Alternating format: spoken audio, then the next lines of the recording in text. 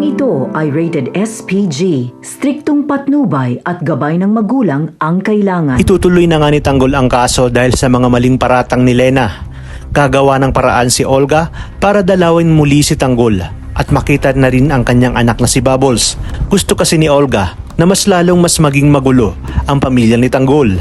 Kaya naman sasabihin niya dito na inuwi ng kanyang tatay Rigor ang babae nitong si Lena at naawa umano siya sa kanyang nanay Tess dahil nagawa pa itong pagbuhatan ng kamay ng kanyang tatay Rigor at mas kinampihan pa nga itong si Lena. Dahil sa mga nalamang ito ni Tanggol ay iginiit niya na kailangan malaman ng kanyang tatay Rigor na mali ang ginawa nito at hindi na nito nirespeto ang kanyang nanay Tess. Hindi na nga siya nagsayang pa ng oras at agad na sumugod sa kanilang bahay.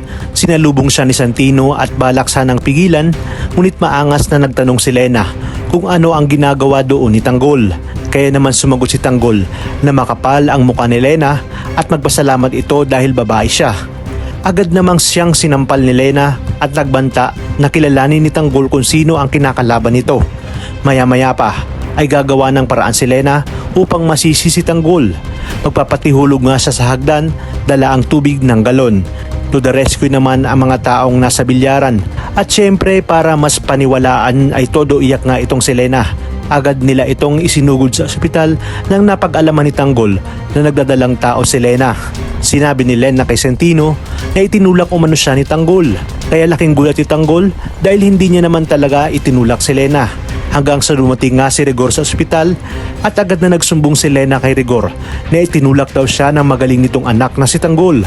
Dito nagliyab sa galit si Rigor at muling pinag-initan si Tanggol.